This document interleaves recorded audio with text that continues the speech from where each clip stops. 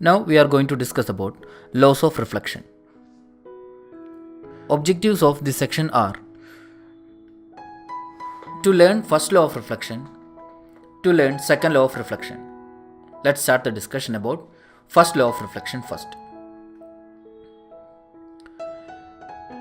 In this diagram, there are incident ray, normal and reflected ray, and it is a reflecting surface.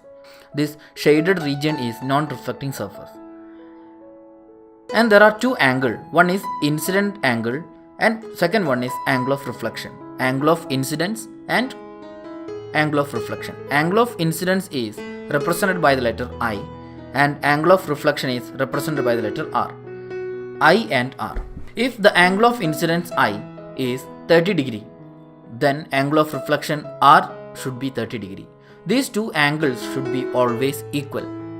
If it is 45 degree, this should be 45 degree. Angle of incidence is always equal to angle of reflection. It is known as first law of reflection. First law of reflection. Angle of incidence is always equal to angle of reflection. Now we can discuss about second law of reflection. We are considering the same diagram. It is having incident ray, normal, reflected ray. The incident ray, normal and reflected ray are in same plane. We are considering these three lines now. One is incident ray, one is normal and reflected ray. We can draw these three lines in a same plane. We can draw this in a single paper. It is known as second law of reflection. Second law of reflection states that incident ray, normal, reflected ray are lie in same plane. We can represent these three in a single paper. Second law of reflection. Incident ray, reflected ray and normal are lie in a same plane.